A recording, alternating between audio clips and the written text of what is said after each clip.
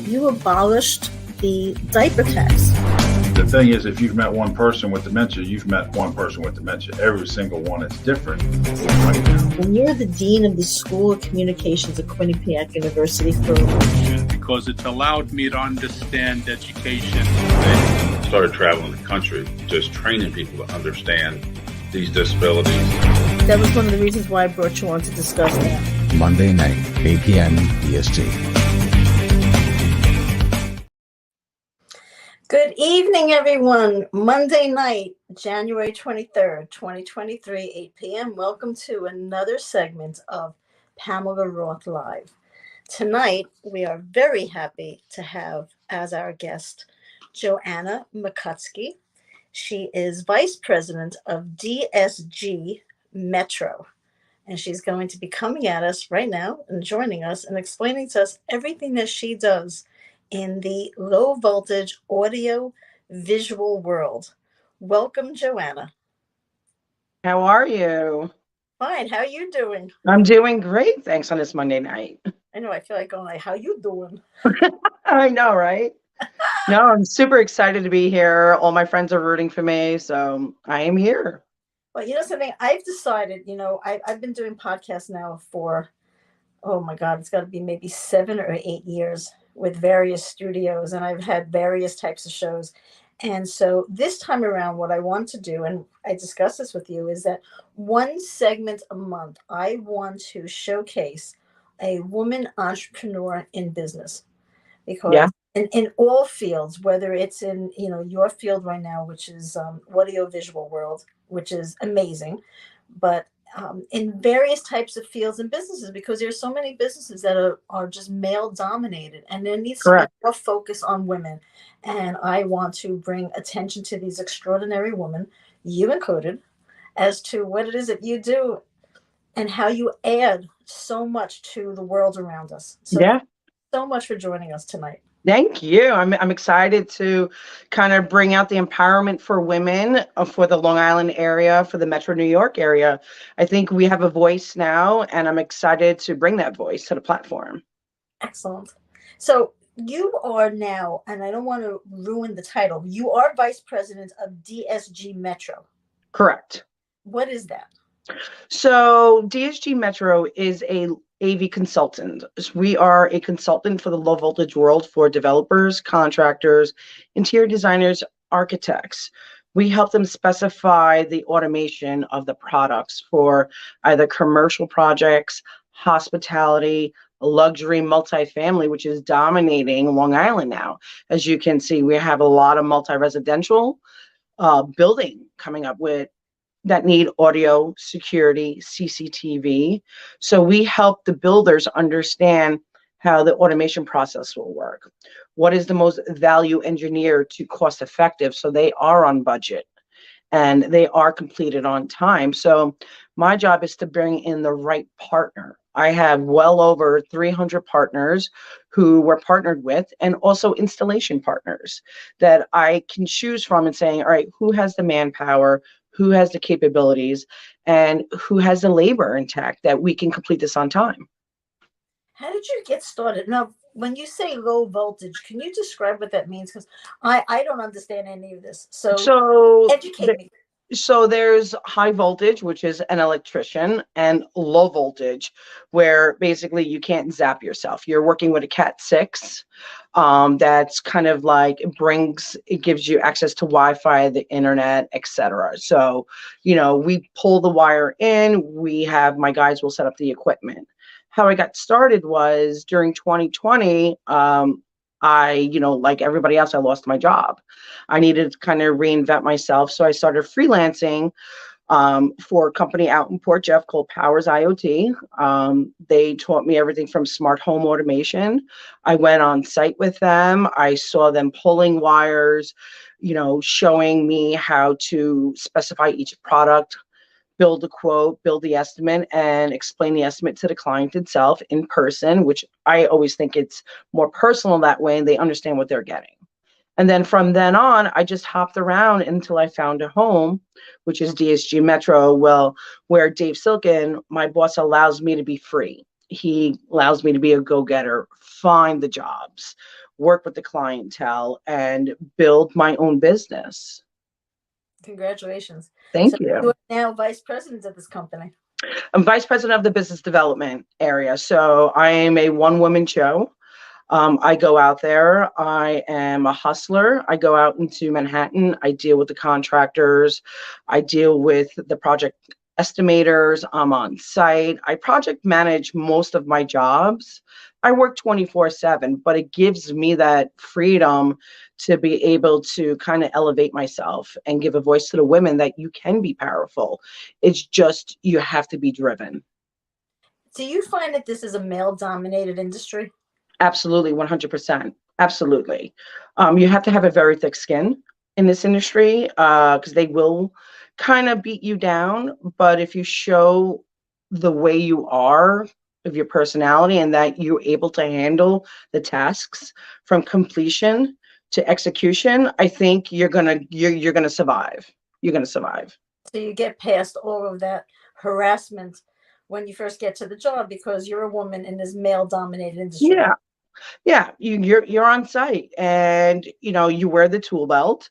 You show them. You're going in the meetings with the architects. You're going in with the project estimators. You're change of scope. Every scope is going to change from the start to finish. Things will be like, oh well, we don't want this anymore. Okay, so we do a change order. Every job is going to have a change order, but at the end of the day, as long as communication is key with me, I'm huge on communication. I rather over communicate than under communicate. Now, what type of projects have you worked on, if you're able to discuss it? Yeah, so there's a Long Beach project that I'm working on. It's 3 towers. That's one of my biggest projects, and I'm very proud of that project. My team is doing a great job in executing. Everything is on time. They're going to open on time for the renters, for the lessees. And then I have another hospitality project that I'm working on that we're doing all the AV speakers in the lobby, outdoor. We're doing a video wall for them. So there's other projects in a pipeline that I'm waiting on to work things out with the clients, but 2023 is going to be a great year. I just have a feeling it's just going to skyrocket. Excellent. Now, I know we were talking about, how much building and construction has been going around New York City. Everywhere you look, this skyscrapers and cranes. I was surprised in speaking to you to find out how many new projects are going on around Long Island. Yeah, they are. A lot of the contractors are taking every space that has been emptied from COVID and making that into, a new development of multi-residential. We've seen the pandemic, everybody left the city to come to Long Island. So the developers were on a hot spree of like, all right, here's our chance to build and get everybody from Manhattan who's going to work from home. So now that's why they're building up Farmingdale, Huntington. Bayshore now is the new hot spot now. They're building multi-residentials. Patchogue is becoming beautiful now. So they're taking these little small towns that were isolated and now building it into a beautiful community. Now, the project in Long Beach is going to be residential. Are you involved with any commercial properties, either in New York or Long Island? Currently, no. Whoop, my camera. Currently, no. But that's my goal, is to get into more commercial. I think that's something that that's a challenge for me, and I'm willing to challenge myself on that. Excellent. Now, how do you get, just again, educate all of us. Sure. How do you, as Joanna, I know you as JoJo. Yeah. How do you get involved in these projects? Because I know you said you're a hustler and you got to go out and get the clients. How do you find the project? How do you get yourself in? And how do you bid on a project? How do you get your contract? So it's all about networking and also being affiliated in association. So I'm affiliated with Long Island Builders Institute in Comac here, and the builders there, actually there's a breakfast every month. There's a builder that speaks and they tell you what projects they have. Either it's commercial, multi-residential. They tell you when the start date is, the scope, what trades they're looking for. So I go to the breakfast every month And also, I do a lot of networking. I go out there, I attend real estate events, I attend hospitality events of the who's who, because they're always there looking for subcontractors. They're looking for trades. They're looking for people that can provide a scope of work. And also, let's evaluate what you're looking for, because you can always value engineer a job and save costs. We're all looking to save costs nowadays. And so, do you have to compete with other companies in your field? Oh, of course. Of course. There's other low voltage companies out there, AV companies that are looking for the same work, but it's all about the product specification, having the client understand what they're getting. I do everything what the client asks. I just don't provide them an estimate. I go over line item by line item and the product that they're getting, so how they use it. My guys also train the clientele, the owner's rep, on how to process this and how they're understanding each product specification on automation. Now, before you got involved with this low voltage in the AV world, what did you do before this? So I'm going to go back in time a little bit. So I was an event producer for a company in Manhattan that I traveled, and I learned AV from there. I learned how to build a stage, hire A1s, A2s. I learned everything that I needed to know. And then I went to another company where I decided to do more back end work, but also to the operation side, because I always loved the ops side. So I took it. I can't name the company, but they were key because they were always on site and we both had a great rapport together. So I decided to take a step back, but let me streamline the operation side, which I know very well. So, and then from then on, I came to the construction side. What are A1s and A2s? So you have an A1 technician who is a sound mixer, and then an A2 technician, he does all the grid work of making sure the mics are set, sound checks. So you hire those like at the Jacob Javits Center, for example. You have to hire within their center. So you have A1, A2s. So they're the ones who bring in the sound mixer. You have the mixer standby to make sure the sound is good. Then you have the A2s that put on the mics, the sound checks, etc. That's exciting. How long were you a roadie? Oh, I was a roadie for almost 15 years. Because when I think of a roadie, I think, unless I'm confusing a roadie with a groupie, of something. Well, it is that kind of lifestyle too, but What do you do as a roadie? So as a roadie is, you travel with the road. You have two 53-foot trailers, and you travel once at East Coast. We do one show. We do the Midwest, and then you go to West Coast. So I lived in a suitcase for a very long time, but I loved it. I grew up on a road. I look at memories today, and it's like, I lived enough life for a 43-year-old, but it was just the best experience because you build a family. Like, you go from state to state, show to show, and you're actually competing with time because you have to build a show in 2 days. And then you have to break down in 1 day and go to the next show. So when you say build a show, you're talking about like building the set and the stage and the speaker. Building everything. You hire the GC prior. You mark the floor plans. I'm on site at 4:00 in the morning with the general contractor. They got the forklifters taking all the furniture out from our trailers, putting them in the boneyard until we're set. Then you're setting up carpet, electrical, pipe and drape, the staging, the lighting. Everything from there is just you're racing with time, but it was just exhilarating and adrenaline rush. And which are you able to mention the groups or the bands that you worked with? It wasn't bands. It wasn't bands. We did all corporate shows. Oh, okay. See, when I think of, roadies, I'm thinking of concerts. No, I wish. Oh, so these are corporate shows that you did. So corporate shows like Oshkosh Air Show we did. That was exhilarating. But yeah, there was all corporate. Like Amazing. we did the Biz Bash show. We did that. So the staging, the lighting, and everything. And how did you get involved with that? I just fell into it. It was something that I was working in Great Neck. A friend of mine goes, "Hey, they're hiring.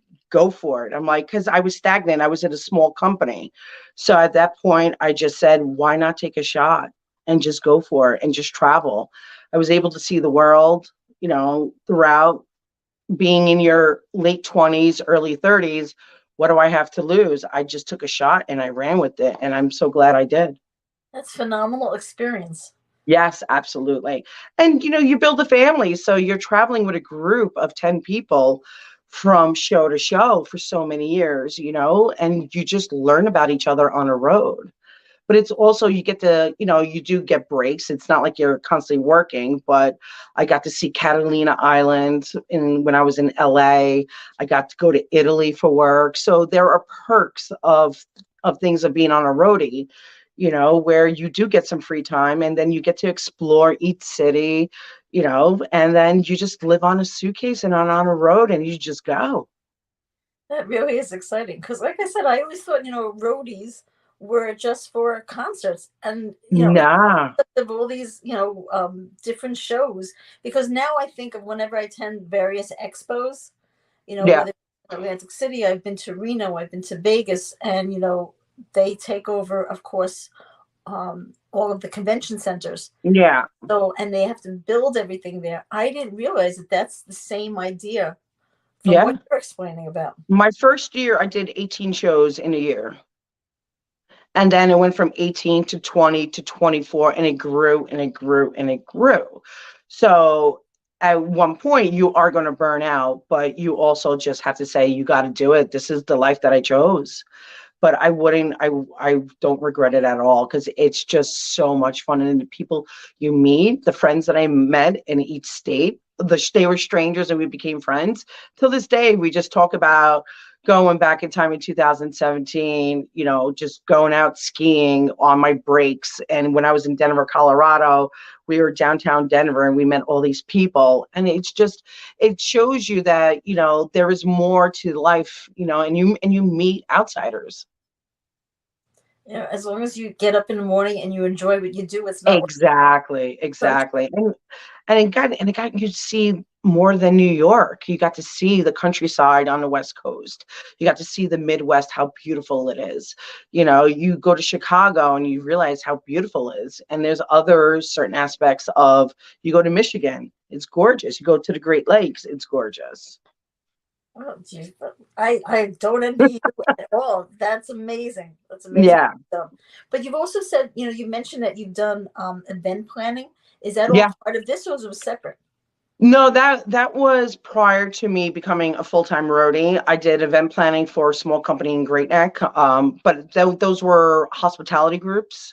So banquets and all that, keynote speakers, and that's where I learned how to do a floor plan, build booths on, an 8x8, 8x10 booths. So I did that, yeah.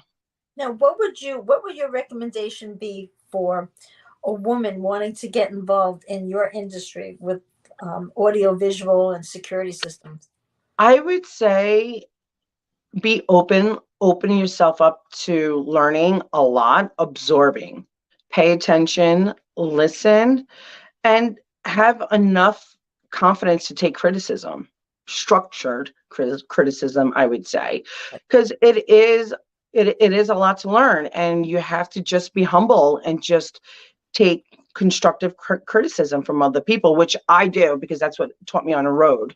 Is they're not here to beat you down. They're here to teach you and grow so for next time. So you don't make that mistake. And that's what I tell newbies that come into the world is be open, be mindful.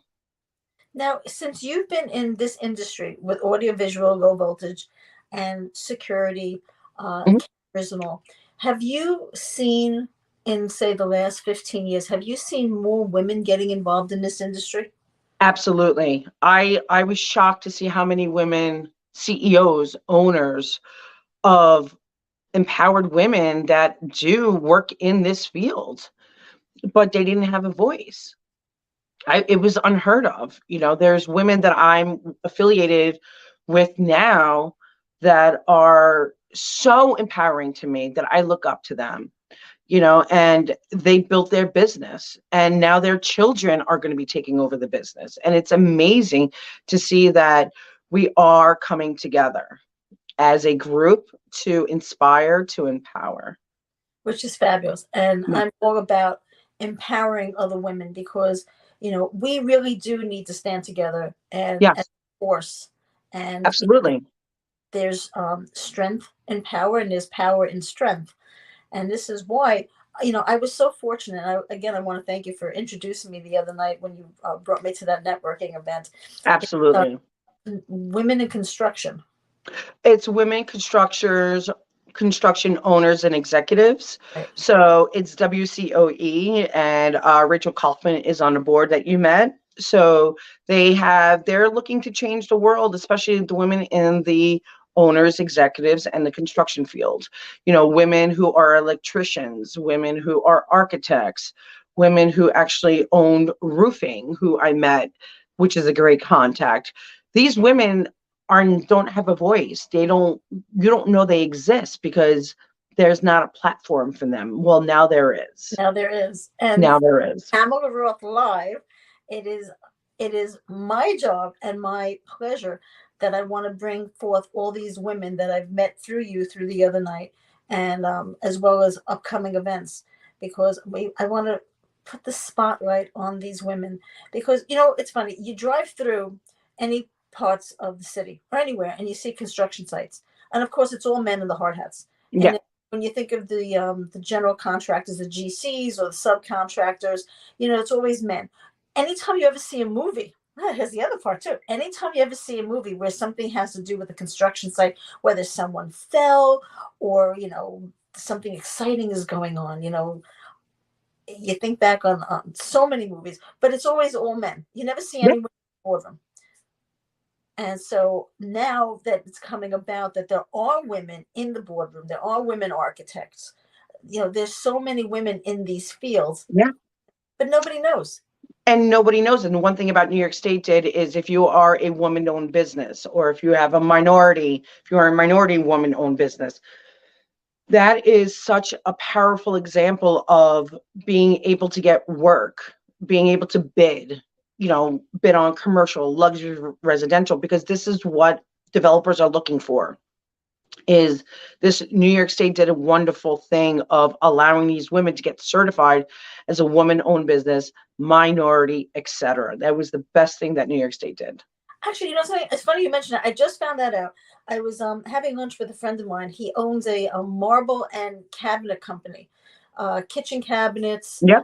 He does everything with tile and marble and granite. He's had commercial contracts. He does, residential.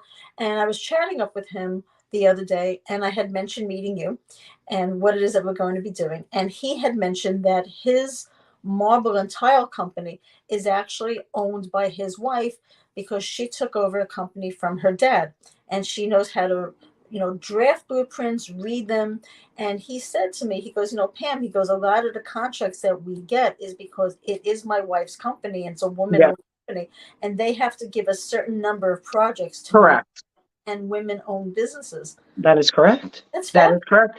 It'll state on the bit of scope of 50% WMBE or minority. It'll tell you a percentage of what they have to, which is fantastic way of gaining recognition and gaining jobs and changing the world out there. So far through this company, again, I don't want to make the mistake. It was women WCOE. WCOE, yeah, that's Rachel Kaufman. She's on the board. So I'm just affiliated with them. I help I bring in my people that I know to these events. So their awareness is brought to the attention of, you met my group of girls. They didn't know what WCOE is. So they came, they saw, and they loved it. Right. So, they host monthly events with the ladies. And it's a great networking event. And it's good to know because it's very strong women-owned connections. I connected with one of the roofer that I'm going to have our call with when she gets back from Vegas, and to see how we can work We'll together. mention her name right now, Penny. Penny, yes. Penny, incredible woman. There's a shout out to Penny because we know hopefully you tune in to see this. And Penny is now fourth generation, I believe. Yes. She had mentioned that she had been on the roof since she's about 5 years old. It was her great grandfather who had the roofing company, and then Yeah. her grandfather and her dad, and then she bought the company from her father. Yeah. And she went to architecture school, so she understands how to be an architect, how to draft plans, blueprints, and all. And she's explained to us from the other night when we all first met her that there were a number of times that she actually had to go in and she has to kind of like tone herself down because she knows so much more than the men on these different projects. You do. You do. You have to take a step back sometimes and allow it to happen naturally and not. I'm an aggressive person by nature. So sometimes I have to take a step back and say, okay, I'm a lady. I do have masculine abilities, but I have to take a step back. And but that's so sad too, because as a woman in business, I've been in business for a very long time. Before I even became an attorney, I had created a limousine company with my dad. And I was younger than any of the employees and the drivers that my father had hired. But when it came time for me to fire them, their attitude was like, oh, like you're Eddie's kid. You're just a kid. I'm like, the company's named after me. And then I actually had to go to my father and say, Dad, you got to back me up because I'm trying to fire so-and-so. yeah, And he's just not taking me seriously. And then my father had to go over to him and say, it doesn't matter if my daughter's like 20 years younger than you. She said, you're fired, you're fired. And then it's that's it. the kid. But he didn't want to turn around and say, but she's a girl, because that was really what the implication was. Yeah. Because as women in business, we have to have a voice, and we actually do have to be louder than our male counterparts. Yeah. Because we need to be noticed and recognized, because the first thing they want to look at is like, she's a woman. Yeah, okay. And so we're as capable, if not more capable, of doing these jobs than men are. Yeah. And you also have to. Right. Yeah. And then, the other lady that we met the other evening was, like you mentioned, Rachel. Yeah. Right. Rachel's with the flooring, and she's a flooring company, She's CEO. Yeah. They do custom flooring. Yeah. Right. Yeah. So. And she's very driven, and we work well together. We go to the networking events. We're part of Libby together, and she's on the board of the WCOE, which I look up to her because she's very driven.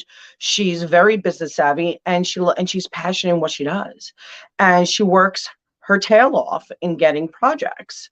So I look up to her saying, all right, this is a woman who inspires me to be driven and to hustle, and then I can do it. I can make it, because you do have to have, we went out to dinner the other night. She gave me the best advice, and I got to say, and I've been thinking about it. And it's like, if you can't get big projects, get at least 10 small projects for the year and you'll be okay.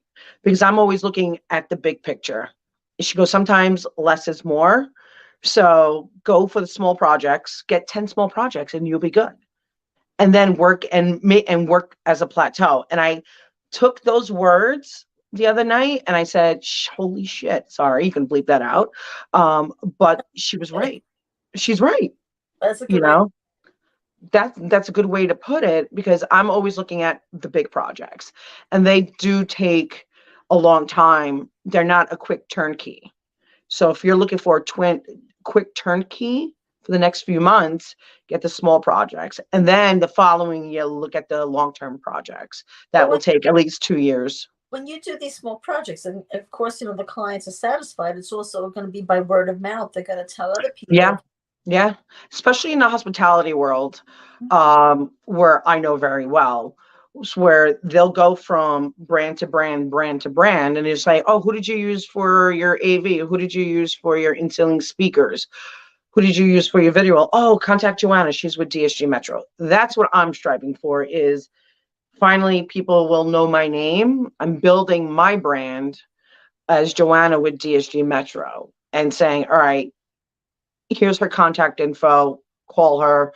She's always on site, always on call. That's one thing about me, is I work 24/7 because I choose to, but it's also client satisfaction, because coming from as a roadie, everything has to be perfect.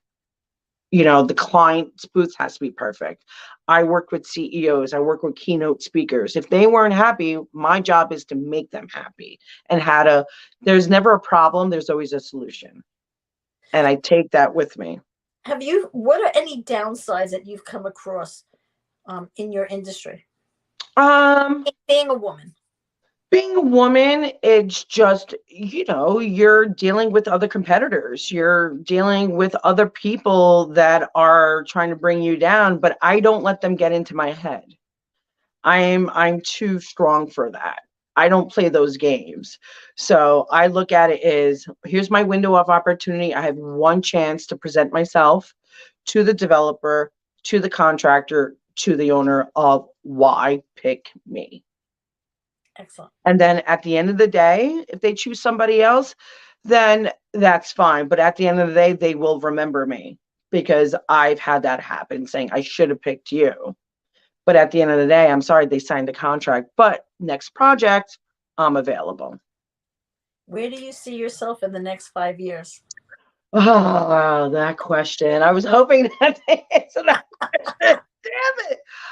The next 5 years, well, I'm hoping to successfully build myself as a brand of JoJo, and just having that recognition and building a plateau, and hopefully maybe having my own consulting firm one day of AV IT, where I do have enough book of business to, go on my own and do it, and actually kind of compete with other people now, and just say I have my own consulting company now. Now, do you also work with like individual homeowners, or it's more? We do. We do work with individual homeowners. It depends on a project. But I never say no. I just talk to them what they're looking for, what their budget is. We do home theaters. We do customized home theaters. So we have a showroom in our Plainview office.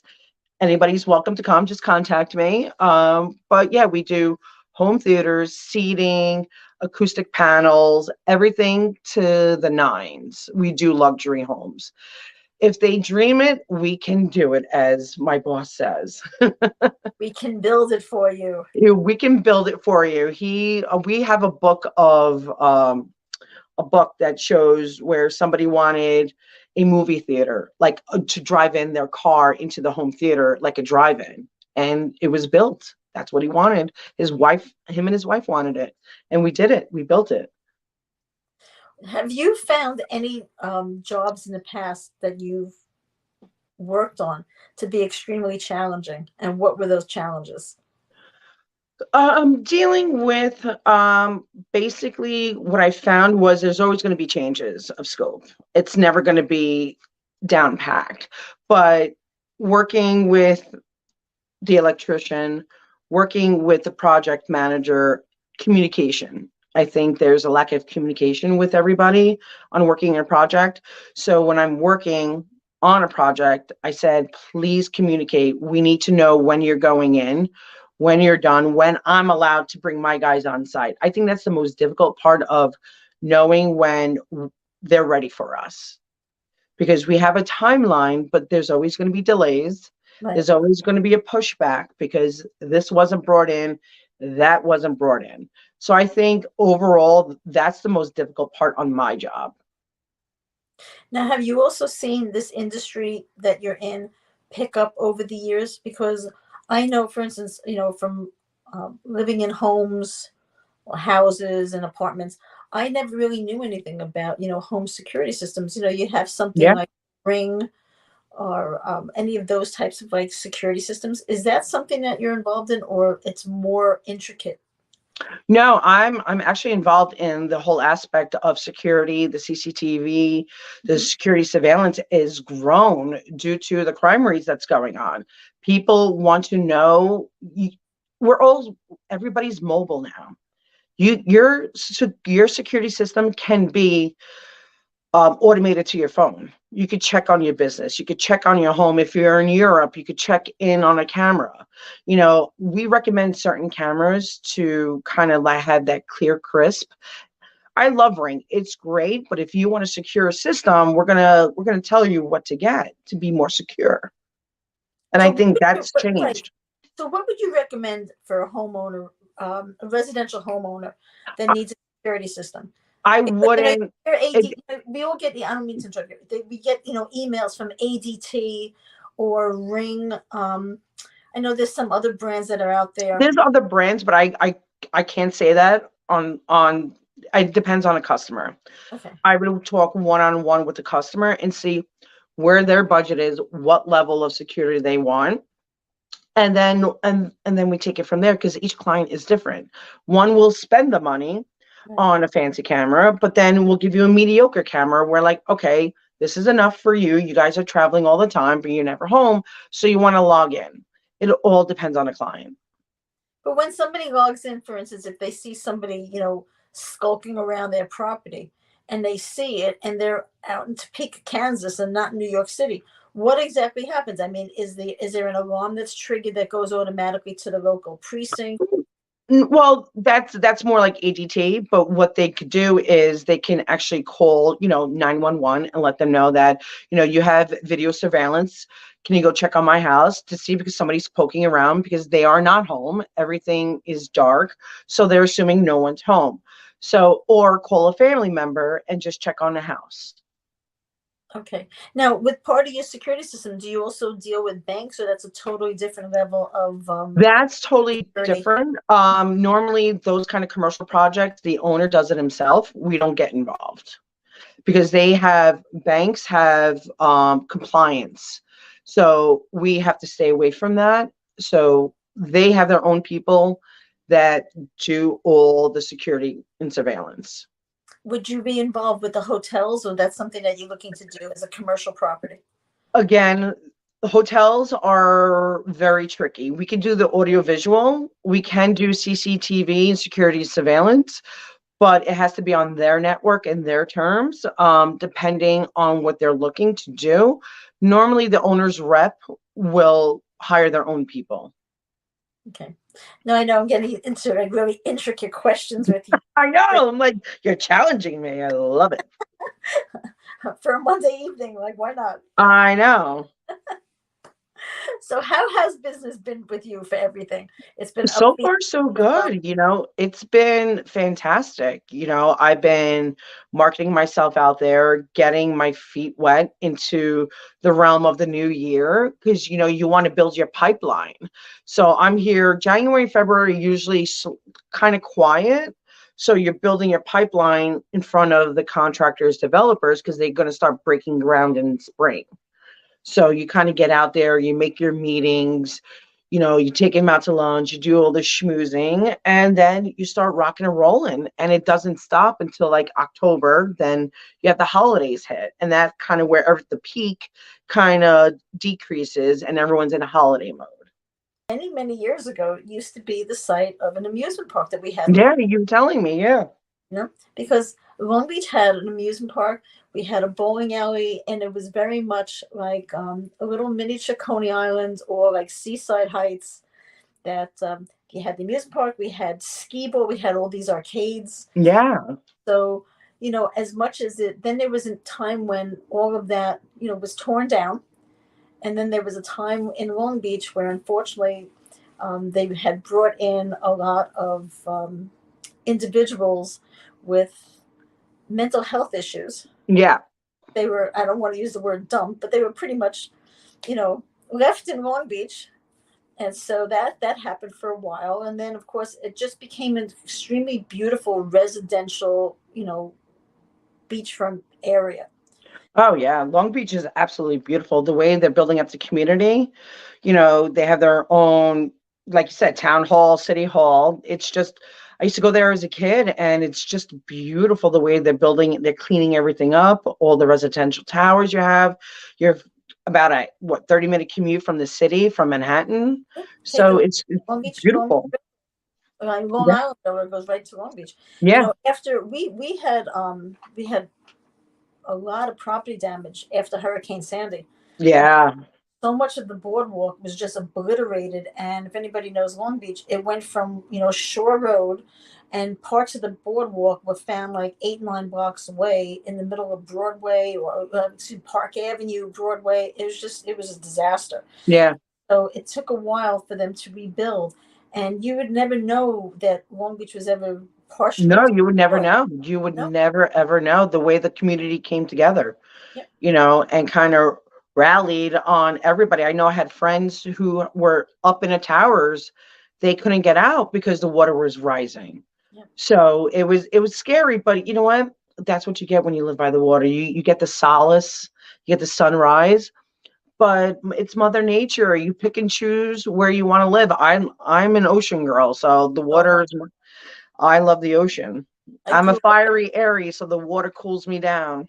I'm a fire sign as a Sagittarius, so there's that balance that It's that balance. It's that balance. Yep, grew up in Long Beach. From everything from at the end of the day, just taking a book and sitting at the beach and just reading, walking the dog. I mean, it's just beautiful. It's so much nicer to hear the sounds of the ocean at night as opposed to police sirens and car alarms going off if you live in the city. I know. It's let me tell you, I love the city. I love the city. Even till this day, I still love it. I still get that adrenaline rush of like, all right, it's like Mary Tyler Moore. You throwing up your hat and like, let's make it a great day. Because it's like, because it's the city is opportunity still. There is opportunities for development. Look at Hudson Yards. I look at the architectural. You go to the High Line, you walk to High Line, you look at the buildings, that it's just absolutely breathtaking. And there is opportunities there.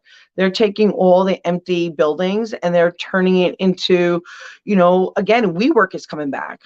So they're making WeWork space out of the empty spaces. You look at all of the old factories all around the city of New York, and they've turned them into incredible living spaces. Yes, and there's an old factory. I was in Dumbo, Brooklyn last week. I walked the Brooklyn Bridge last week just to get some cardio, clear my head, and all that jazz. I went to Area 53. It was an abandoned warehouse. Yes. And they took it to an adult playground. You have laser tag, you have a lounge, you have pool tables, and you're looking at the bricks, and it's just so beautiful inside.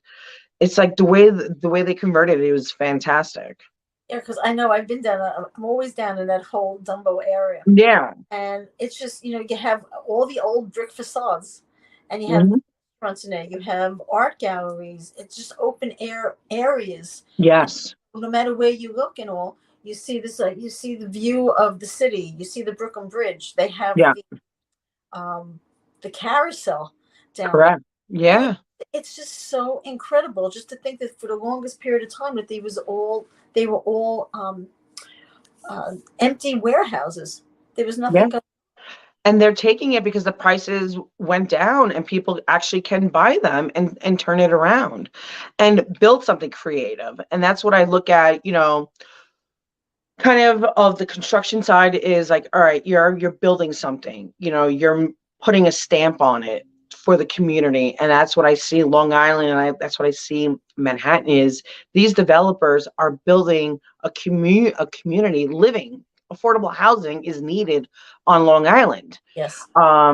Especially with the pandemic, affordable housing is key for especially single families, single moms, dads. It's key to essential to bring back business and bring back homes that people actually can pay rent and not living paycheck to paycheck.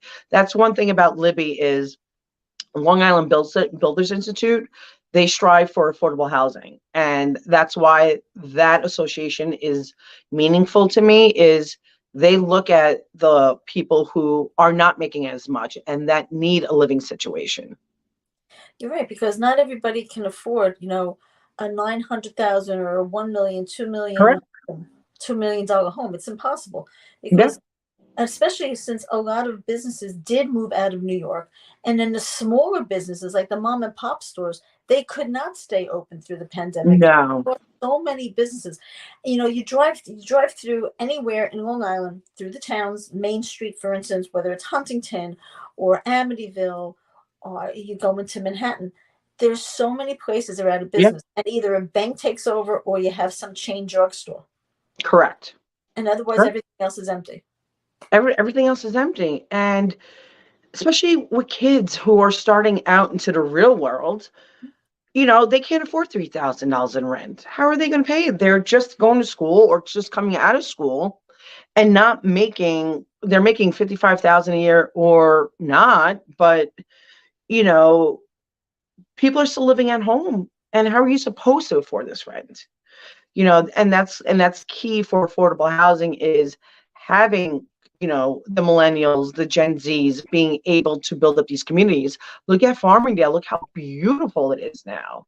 And they're building up more. Bayshore, Patchogue, they're building up these communities where, the kids want nightlife. The restaurants want the young kids going out there because they're going to bring their friends. They're going to spend money. People want to go out again. We spent a year and a half in our house. It's time to go out and enjoy life again. And go out and start patronizing those stand-up comedy. Oh, yeah. I have no problem with that. Speaking of which, you're going to be coming to a couple of those comedy shows. Oh, I know. When are those dates again? Okay, so I'm going to do a little plug for myself now. I have a comedy show coming up on Monday night, February 20th at 8 p.m. in Yes. Amityville. Is that at the warehouse? Yes, at the warehouse. Perfect. I will be taking an Uber because I know where it is. And then on Friday night, February 24th, it's a show that I'm producing at Governor's at the Giggle Room. Friday night, February 24th, 8:30 p.m. I believe. Okay. Doors open at 6:30. And it's on the website. If you go to Gov's Comedy or govs.comedy. Yeah. Basically, go to Governor's online. Okay. I love Governor's. That used to be the old brokerage, right? No, they actually Governor's has 3 places. They have the brokerage. Okay.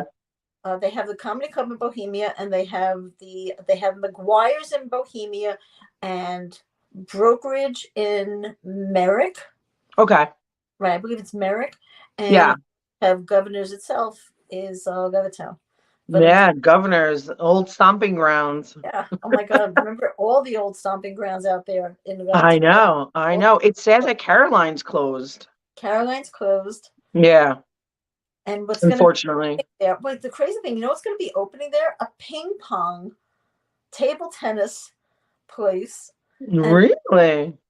It's actually owned by an actress, and I can't think of who she is at the moment. Wow. So it's a large. That's pretty surreal. That's pretty new. Like bring it on. Because you have those people that are into the pickleball, the ping pong. They're serious about it. I didn't realize. I didn't know what pickleball was, and I looked it up. So it kind of looks like racquetball or paddleball. It does. Yes. It has that. Yeah, that's become very popular in Long Island, the pickleball. The parents bring their kids now as, go and play. Listen, we need more activities that are outdoors. Correct. Like 2 years, people talked about, COVID-19 and how much weight they gained. So now is the time from pickleball and everything else. I'm still trying to lose. Believe me, I'm still trying to lose. Well, that's why we're sitting down. We don't have to stand up right now. That is true. Honey, just suck it in, as they say. Just suck it in. Do a little home construction on ourselves over here. Oh, yes, indeed. A little nip and tuck is not a problem for me. Well, that'll be another segment. Exactly. I am so happy that you joined us today. Thank you so much. I'm actually thrilled. I was super nervous. I was like sweating, and I'm like, oh my God. But it's just Pam and JoJo. I know it's my first podcast. So I'm excited. I want the world to know all about you and DSG. Thank you. I want everyone to know about Joanna Mikucki, and for your low voltage audio, visual, and home security needs. Yes. Please contact Joanna Mikucki. Joanna, yes. Give everybody the site of how to locate you, so that I'm hoping I'm hoping you get business out of this. Yes, me too. I'm hoping to. So there's two ways to contact me on my personal cell, which is 631-807-0356. That is, I'm always reachable. I answer every call, even a spam call, because you never know. And then there's my email, which is Joanna M at dsgdist.com. So those are the two ways you could get to me. Call me. Let's figure things out for your home, commercial project, multi-development. You know, I bring the best of the best to the table, and I'm always responsive. And speaking of which, I bring the best of the best right here live at the Pamela Roth Show. I am your hostess, and we will continue bringing exciting, wonderful upcoming programs supporting women in business. And if there is any audiovisual needs that you have, please feel free to contact Joanna Mikucki. Thank you so much. Thank you. I look forward to helping my guests and my future partners on their long-term projects. And thank you, Anthony. And thank you to everybody who joined us. We are signing off now Monday night, and we'll see you next week. Take care, everybody.